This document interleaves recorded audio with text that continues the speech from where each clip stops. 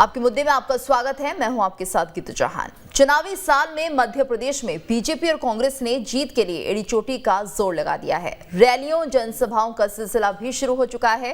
केंद्रीय गृह मंत्री अमित शाह के छिंदवाड़ा दौरे के बाद बीजेपी के राष्ट्रीय अध्यक्ष भोपाल में आयोजित कार्यकर्ता सम्मेलन में शामिल हुए हैं और 200 पार का नारा दिया। वहीं कांग्रेस का यह दावा है कि बीजेपी कुछ भी कर ले, 2023 में कांग्रेस की ही सरकार बनेगी और सीएम कमलनाथ होंगे।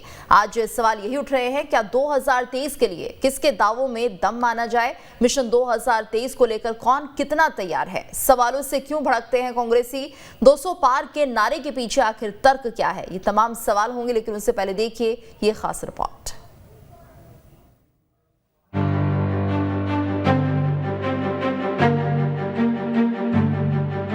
मिशन 2023 को लेकर मध्य प्रदेश में बीजेपी और कांग्रेस अब आर पार के मूड में हैं। दोनों दलों ने जीत के लिए एड़ी चोटी का दम लगा दिया है और इस बीच भोपाल पहुंचे बीजेपी के राष्ट्रीय अध्यक्ष जेपी नड्डा ने विधानसभा चुनाव को लेकर कार्यकर्ताओं को जीत का मंत्र देते हुए 200 पार का नारा भी दिया। आपके उत्साह में आने वाले समय का संदेश स्पष्ट मिल रहा है। जब आपने इतने उत्साह से ये संदेश मेरे स्वागत में दिया है, तो इसको लक्ष्य में परिवर्तित करने के लिए 200 पार करना है, ये लक्ष्य।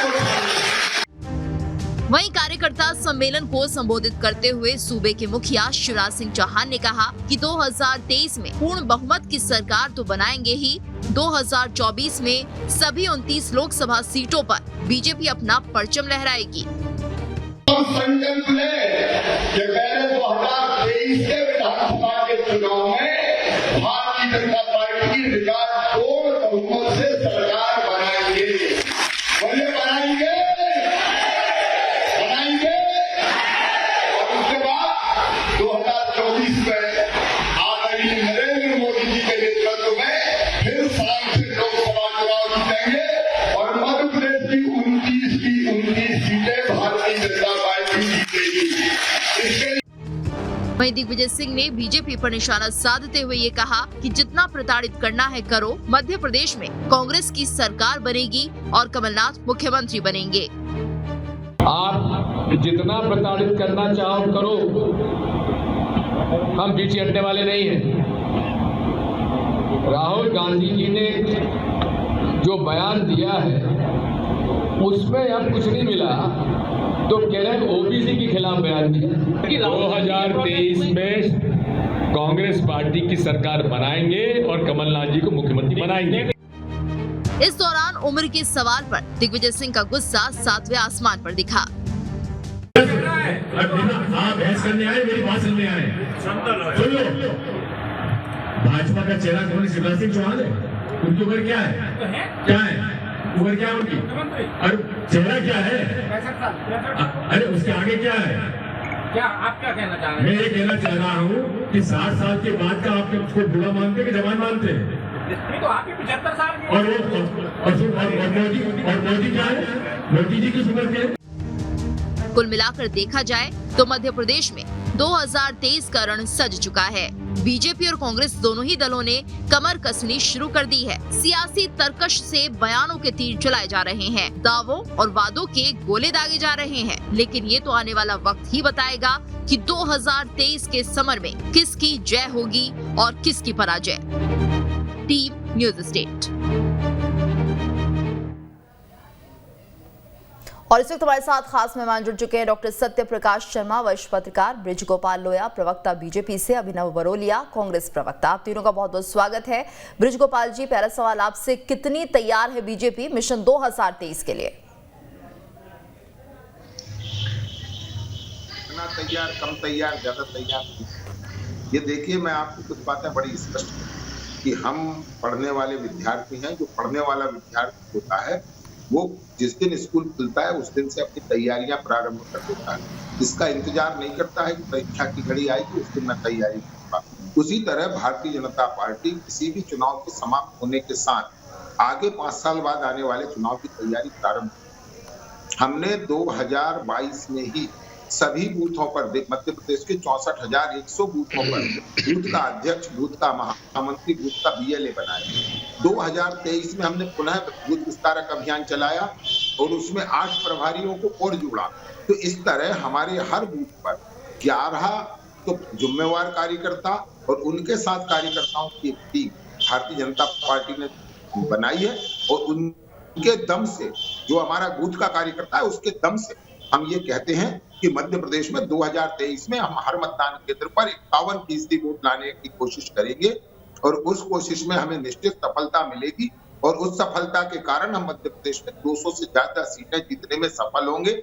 ये भारतीय जनता पार्टी की सरकार के काम और संगठन ने जो तैयारी की है उसके आधार पर हम कह सकते हैं। जी अभिनव जी, तो क्या पिछली बार जैसा जादू चला पाएगी कांग्रेस? क्या कुछ रणनीति, क्या तैयारियां? देखिए, लगातार कांग्रेस पार्टी जनता के बीच में है और जनता खुद चाहती है बदलाव, क्योंकि 18 से 19 साल की ये सरकार सिर्फ घोटालों की सरकार है, सिर्फ जुमलेबाजी की सरकार है। तो जनता ने ये डिसाइड कर लिया, चाहे कर्मचारी हो, चाहे किसान हो, चाहे बेरोजगार युवा हो, चाहे गृहिणी महिलाएं हो, सभी लोग महंगाई, बेरोजगारी, तमाम मुद्दों से परेशान है। हर वर्ग परेशान है। सभी लोग जानते हैं कि बदलाव बहुत जरूरी है और ये ठान चुकी है मध्य प्रदेश की जनता कि हमें बदलाव करना है। कांग्रेस पार्टी का लगातार कार्यकर्ता, हर विंग, युवक कांग्रेस हो, चाहे NSUI हो, चाहे महिला कांग्रेस हो, चाहे सेवा दल हो, हर विंग पूरी ताकत से काम कर रहा है और जनता के साथ जुड़ के काम कर रहा है, क्योंकि समस्याएं जनता की बराबर उठ रही हैं और लगातार उन बातों से परेशान होकर भारतीय जनता पार्टी के अंदर खाने बहुत कुछ विचलित, क्योंकि वो होंगे, क्योंकि होना जायज है, क्योंकि 18 से 20 साल उनका शासन रहा है और उनको अपनी सत्ता बचाने के लिए संघर्ष करना है। तो सत्ता बचना नामुमकिन है। कमलनाथ जी की सरकार, यहाँ पे कांग्रेस की सरकार पूर्ण बहुमत के साथ बनेगी। जी सत्य प्रकाश जी, मिशन 2023 के लिए किस तरह की तैयारी आपको दिख रही है कांग्रेस और बीजेपी की तरफ से, और क्या कुछ रणनीति में बदलाव भी नजर आ रहा है पिछली बार की तुलना अगर हम करें तो? देखिए गीतू जी, दोनों ही दल, चूंकि मध्य प्रदेश का जो पॉलिटिक्स का मॉडल है वो बायपोलर है, हालांकि तीसरी पार्टी एंटर करने का प्रयास कर रही है, लेकिन मुझे नहीं लगता कि वो इस चुनाव में सफल हो सकेंगी। देखिए, कांग्रेस का जिस प्रकार से, अगर कार्यकर्ता, कांग्रेस के बारे में जो पॉलिटिकल एक्सपर्ट हैं वो ये कहते हैं कि अगर कांग्रेस का कार्यकर्ताओं के बीच में, लीडर्स के बीच में कोऑर्डिनेशन बैठ जाए तो कांग्रेस को हराने वाला कोई नहीं है। ठीक उसी प्रकार से 2018 में जब कोऑर्डिनेशन कमेटी के हेड दिग्विजय सिंह को बनाया तो उन्होंने जगह जगह जाके कोऑर्डिनेशन करके पार्टी को मजबूत किया और वो एक अच्छे नंबर्स लाए। ठीक उसी प्रकार आज भी दिग्विजय सिंह पूरे प्रदेश का दौरा कर रहे हैं, लेकिन उसके सामने एक बहुत बड़ी पॉलिटिकल आउटफिट है जिसका नाम है बीजेपी। बीजेपी संगठनात्मक रूप से बहुत मजबूत राजनीतिक दल माना जाता है और उसके पीछे सबसे बड़ा कारण, देखिए ये लोहिया जी उस चीज को नहीं बता पाए, मैं बता रहा हूं। देखिए, उसका बूथ पर पूरा फोकस है, यानी कि बूथ पर जब हम प्रत्येक बूथ जीतेंगे, मोर देन 51% वोट आएंगे जिस बूथ पर, तो नेचुरली सीट्स 200 के ऊपर चला जाएंगे, क्योंकि पिछले बार उनका मैथमेटिक्स बिगड़ गया। वोट शेयर ज्यादा लेकिन नंबर ऑफ सीट्स यानी कि मार्जिन कम से जीते कांग्रेस के। लेकिन इसमें पन्ना प्रमुख, देखिए कितनी डीप जा रही है भाजपा। देखिए, किसी भी बूथ पर जो इलेक्टोरेट होता है उसमें जितने पन्ने होते हैं, उस पन्ने का, प्रत्येक पन्ने का प्रमुख बनाया गया है। ये जबरदस्त स्टेप लिया है कहीं ना कहीं वोट शेयर बढ़ाने की तरफ भारतीय जनता पार्टी का। लेकिन कांग्रेस भी पीछे नहीं दिख रही है। कांग्रेस ने भी कहीं ना कहीं जो बूथ है, बूथ लेवल पर अपनी अप्रोच बनानी शुरू कर दी है और वहां के पब्लिक तक या वोटर तक पहुंचने का कार्यक्रम चल रहा है। हालांकि देखिए, कमलनाथ जी के बारे में जो कहा जाता है, कमलनाथ जी जमीन पर कम, प्लानिंग पर ज्यादा फोकस करते हैं। और अगर दोनों की जोड़ी, दिग्विजय सिंह और कांग्रेस की कमलनाथ की जोड़ी पैरेलली इस इलेक्शन को लड़ती है तो कांग्रेस एक मजबूत पार्टी के रूप में उभरती दिखती है। जी ब्रिजगोपाल जी, क्या एंटी इनकम्बेंसी फैक्टर यहां पर नहीं लगेगा? क्योंकि पिछली बार भी हमने यही देखा कि कहीं ना कहीं बीजेपी इसी फैक्टर के शिकार हुई। क्या इस बार ऐसा नहीं होगा? नहीं, देखिए मैं आपको एक बात, काम के आधार पर जनता के बीच में जाते हैं वोट मांगने। जब हम काम के आधार पर जाते हैं तो हम एंटी इनकम्बेंसी की नहीं बात करते, हम प्रो इनकम्बेंसी की बात करते हैं। हमने काम किया है तो हमें वोट मिलना चाहिए, ये भारतीय जनता पार्टी के सोचने का तरीका है। मैं एक बात आपसे छोटी सी करूं, हम उस किसान और महिला की तरह हैं जो दूध को दही जमाती है, दही जमाने के बाद उसको बिलोती है, बिलोने के बाद उसमें से मक्खन निकालती है और फिर अपने उपयोग में लेती है। ये भारतीय जनता पार्टी के काम करने का तरीका है और एक कांग्रेस के काम करने का तरीका है जो छींके पर लटकी मटकी को देखती रहती है और ये उम्मीद करती है कि ये छींका टूटेगा, उसमें से ये मटकी गिरेगी और उसके हिस्से में मक्खन आएगा। तो ये जो कार्यप्रणाली का Accept भी कर रहे हो? विचारधारा, मैं आपके बीच में नहीं बोलूंगा, आप आराम से सुनिए कि विचारधारा कुछ नहीं, काम बताएंगे नहीं। मैं आपसे कांग्रेस के अभी भी यहाँ कह रहा हूँ 15 महीने के काम बताएं, आपकी विचारधारा बताएं और उसके बाद आए अपन दोनों जनता के बीच में चलते हैं। जनता को चयन करने का पूरा अधिकार है, ये लोकतंत्र है। इस लोकतंत्र में जनता जो निर्णय करेगी वही तो सबसे महत्वपूर्ण है। 2020 में आप 28 में से 20 चुनाव हार गए, 2021 में से 4 में से 3 चुनाव हार गए, 2022 में आप स्थानीय निकाय हार गए, ग्राम पंचायतों में हार गए। अब किस आधार पर आप ये कहते हैं कि 23 में हम जीत जाएंगे? वही मैं कहता हूं कि आपके मन में केवल ये है कि बिल्ली की तरह आप टकटकी लगाकर देख रहे हैं कि छींका टूटेगा, मटकी गिरेगी और हमें मक्खन मिलेगा। आपका कर्म में कोई विश्वास नहीं है, आप तो भरोसे में है, अभिनव जी भरोसे में है कि कहीं हम गलत करेंगे। ठीक है ब्रिज गोपाल जी, हो गया, ठीक है। अभिनव जी बताइए। देखिए ऐसा है कि जिस तरीके से ये मक्खन और घी की बात कर रहे हैं, कंबल ओढ़ के घी पीने का काम भारतीय जनता पार्टी ने कितने अच्छे से तरीके से किया है। आंगनबाड़ी की कार्यकर्ताएं, संविदा कर्मचारी और इस मध्य प्रदेश के पेंशन जो ओल्ड पेंशन स्कीम की मांग कर रहे हैं, वो सारे लोग जिस तरीके से चाहते हैं 100 रुपए 100 यूनिट बिजली, ये 15 महीने में जो किया है ना, अभी 2023 में सरकार बनने के बाद एक सशक्त और मजबूत सरकार देखना लोया जी आप कमलनाथ जी के नेतृत्व में। ये सारे झूठे वादे, ये बोलना नहीं पड़ता 18-20 साल में कुछ भी नहीं किया आपने। 18-20 साल के अंदर तो अगर कुछ भी किया होता, मेरा प्रश्न सुन लें।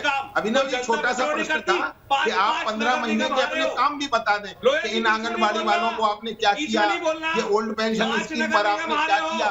सरकार ठीक है ब्रिज गोपाल जी, सुन लेते हैं अभिनव जी को पहले। मैं ये कह रहा था मेरे प्रश्न का उत्तर देते उन्होंने क्या किया, आपके काम बता। नहीं, मैं ये कह रहा था अभिनव जी, आप 15 महीने के अपने काम को बता दीजिए। वही तो मैं आपसे कह रहा हूँ, आप बिल्ली की तरह बिल्ली की तरह मत रहिए, प्रयत्न बताइए हमने ये किया था 15 महीने। जनता पूरी ताकत से जवाब देगी। मेरी बात तो सुन लीजिए, आप भी तो कुछ कर लीजिए, जनता को जवाब देने दीजिए। जनता जवाब देगी, जनता आपको जवाब देगी। 15 महीने मध्य प्रदेश का विकास रोक के रखने वाले, 15 महीना गरीबों का कल्याण रोक के रखने वाले लोगों को जनता जवाब देगी। मैं अभिनव जी वही आपसे कह रहा हूँ, मैं आपसे वही आग्रह कर रहा हूँ। अपने अपनी एक आध बात तो बताइए कि हमने 15 महीने में किया, भारतीय जनता पार्टी ने क्या नहीं किया वो तो छोड़ दीजिए। आप केवल ये बता दीजिए कि आपने 15 महीने में क्या क्या किया था। ओल्ड पेंशन स्कीम पर क्या किया था, आंगनबाड़ी के लिए क्या किया था, संविदा कर्मियों के लिए क्या किया था, अतिथियों के लिए क्या किया था, किसानों के लिए क्या किया था, मजदूरों के लिए बताइए ना।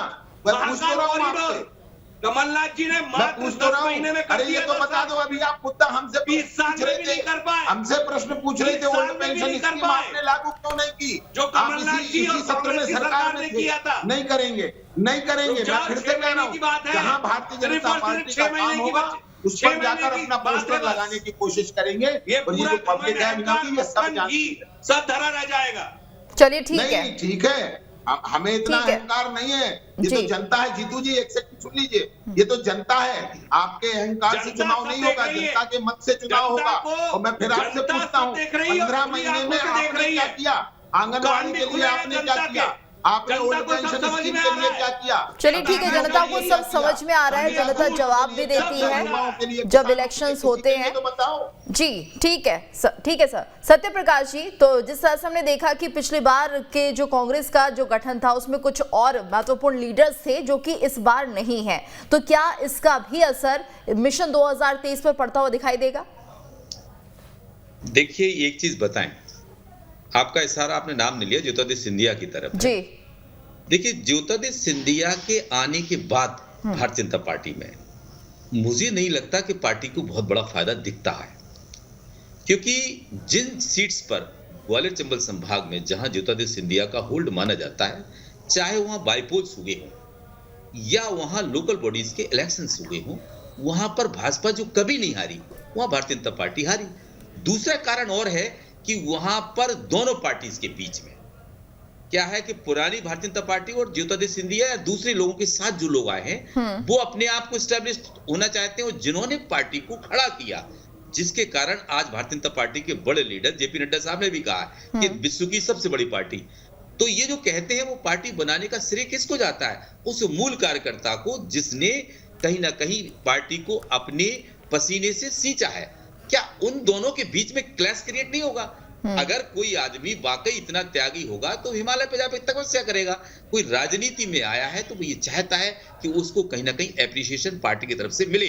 और जैसा कि भारतीय जनता पार्टी को कैडर बेस्ड पार्टी माना जाता है, यहाँ कैडर को इंपॉर्टेंस दिया जाता है, तो इस आधार पर यहाँ उन क्षेत्रों में भारतीय जनता पार्टी को क्राइसिस देखना पड़ सकता है।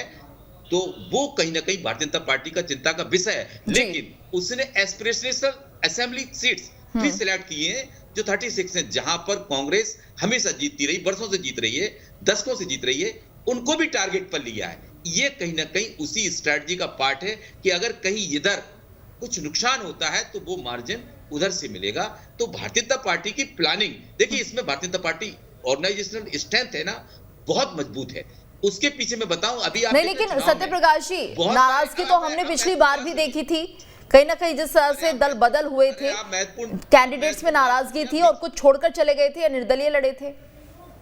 आप मेरी महत्वपूर्ण बात सुनिए, वो चीज आपने ड्रॉप करवा दी। देखिए मैं बताऊं, भारतीय जनता पार्टी एक ऐसा दल है जिसमें पावर, बिल पावर है किसी कर गुजरने का। आप देखिए कि जो एंटी इनकम्बेंसी दिखती है उसको ड्रॉप करने के लिए बहुत सारे टिकट काटेगी, जैसा कि कई राज्यों के इलेक्शंस में अभी हमने देखा है। तो ये कहीं ना कहीं एंटी इनकम्बेंसी को डिसॉल्व करने का सबसे बेहतर तरीका है। लेकिन आपने दूसरा सवाल किया कि ज्योतिरादित्य सिंधिया या उनके साथ जो एमएलएज आए हैं, मैं बार बार कह रहा हूं, भारतीय जनता पार्टी की आज की स्थिति जो दिखती है, अगर वहां टिकट ड्रॉप किए, कार्यकर्ता को महत्व दिया, पार्टी के पुराने लीडर्स को महत्व दिया, तो भारतीय जनता पार्टी का परफॉर्मेंस अच्छा दिखेगा। लेकिन आज की स्थिति में कहीं ना कहीं क्लैश दोनों ग्रुप्स में दिखता है, जो भारतीय जनता पार्टी के लिए नुकसानदेह हो सकता बिल्कुल, है। बिल्कुल। बृजगोपाल जी, इस परेशानी को कैसे सुलझाया जाएगा? देखिए मैं आपको एक बात, भारतीय जनता पार्टी का कार्यकर्ता कोई नए हैं या कोई पुराने, ये बिल्कुल एक सच बात है कि पुराने कार्यकर्ता को सम्मान मिलना चाहिए, ये सच है, इसमें कोई दो राय। परंतु आप मुझे ये बताइए कि जो पार्टी को ज्वाइन कर चुका है, जिसने भारतीय जनता पार्टी की विचारधारा को स्वीकार कर लिया है, अब वो हमारा कार्यकर्ता है। अब उन कार्यकर्ताओं को, पुराने कार्यकर्ताओं को, दोनों को साथ मिलकर काम करना ही पार्टी के और प्रदेश के हित में है। तो हम तो ये करते हैं और यही चाहते हैं कि हमारे दोनों कार्यकर्ता करें। वो बहुत ज्यादा, लेकिन जो आपके पुराने कार्यकर्ता है उनमें नाराजगी आ जाती है, जैसे नया कार्यकर्ता आता है और उसे तवज्जो दी जाती है।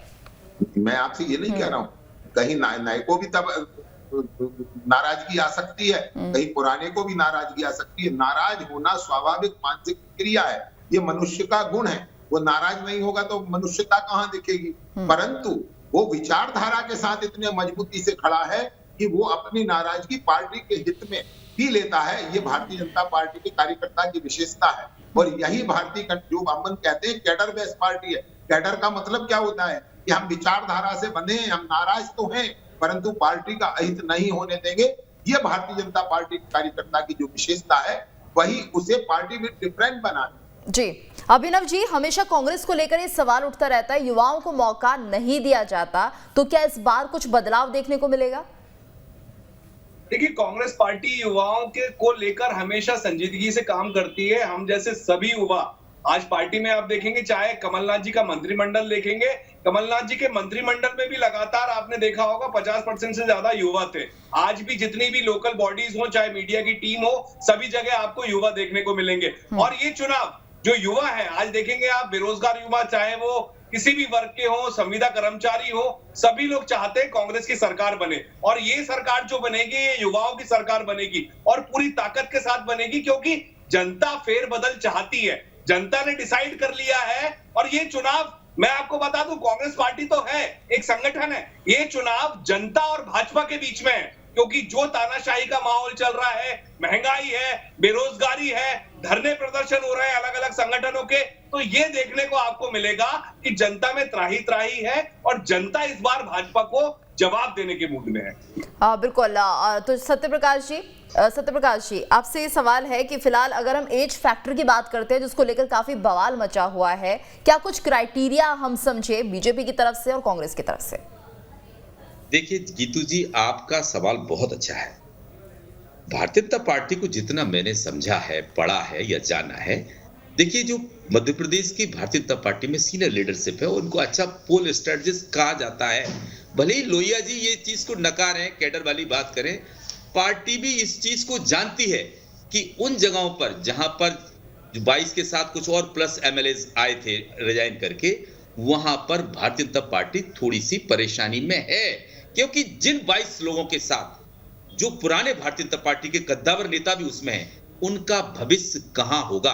और उसके मामले में आप देखिएगा, मैं आज कह रहा हूं, जो मेरे सोर्सेस भारतीय जनता पार्टी के कहते हैं, वहां पर भारतीय जनता पार्टी बड़ा निर्णय लेगी और वो यूं ही इन सीटों को गंवाने नहीं देगी, क्योंकि जितना भारतीय जनता पार्टी में संगठन में जो कुछ करने की शक्ति है, उतनी दूसरे दलों में आज देश में नहीं दिखती है। आपने गीतू जी बहुत अच्छा सवाल पूछा था कांग्रेस के प्रवक्ता से कि क्या कांग्रेस में सीनियर लीडर्स की दम पर ये पार्टी को या आगामी चुनाव को आगे बढ़ा सकते हैं, तो ये बिल्कुल बहुत अच्छा सवाल है कि कांग्रेस में कहीं ना कहीं इस चीज की कमी देखी जा रही है कि वो नई लीडरशिप सामने नहीं आ रही। जबकि भारतीय जनता पार्टी में देखना हो कि जिले लेवल पर 50 साल के नीचे, ब्लॉक लेवल पर और नीचे, तो इससे नई लीडरशिप आती है और उस लीडरशिप आने की वजह से नया कार्यकर्ता को मौका मिलता है और पार्टी में तो बदलाव की जरूरत है। ठीक है, बैलेंस दिखता है। ठीक है, कांग्रेस कहीं ना कहीं इस चीज को फेस कर रही है। ब्रिजगोपाल जी, आपका रिएक्शन?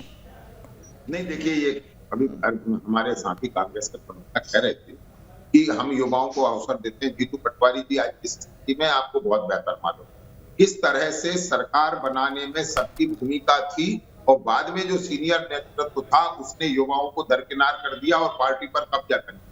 ये जो वास्तविक सत्य, आज कोई भी कांग्रेस का प्रवक्ता ये नहीं कह सकता कि हम नए लोगों को अवसर देंगे। वो तो आज भी 75 वर्ष के कमलनाथ जी पर ही डिपेंड करते हैं। तो ये जो युवाओं की बात करना और ठीक है सर, आखिरी 30 सेकंड में अभिनव जी से रिएक्शन ले लेते हैं। अभिनव जी, मैं ये कहना चाहता हूं कि आज ही आपने देखा होगा विक्रांत भूरिया जी को 300-350 किलोमीटर दूर पुलिस पकड़ने गई झाबुआ में। आप समझ रहे हैं युवा की ताकत, मध्य प्रदेश युवा कांग्रेस के अध्यक्ष की ताकत। जीतू पटवारी जी आलू प्याज की बोरी लेकर जाते हैं तो निलंबन हो जाता है। ये है हमारे युवाओं की ताकत। कांग्रेस पार्टी पूरी ताकत के साथ है। कमलनाथ जी और दिग्विजय सिंह जी का जो तजुर्बा है, गिरफ्तारी हुई थी तब कमलनाथ जी कहां पर गए थे? दिग्विजय सिंह, कमलनाथ, इसी का खौफ है कोई नहीं था, क्योंकि ये गुटबाजी में है। गिरफ्तारी हो रही थी तो एक भी नहीं था, गिरफ्तारी देने के लिए युवाओं को रखा था। चलिए ठीक है, चुनौतियां दोनों ही तरफ से हैं और युवाओं को कितना मौका दिया जाएगा ये भी देखना होगा। जनता किसे पसंद करेगी ये भी कुछ समय के बाद साफ होगा। बहुत बहुत शुक्रिया आप सभी का हमारे साथ इस चर्चा में जुड़ने के लिए। और इसी के साथ इस खास पेशकश में इतना ही। रुकेंगे एक ब्रेक के लिए, ब्रेक के बाद खबरें जारी हैं।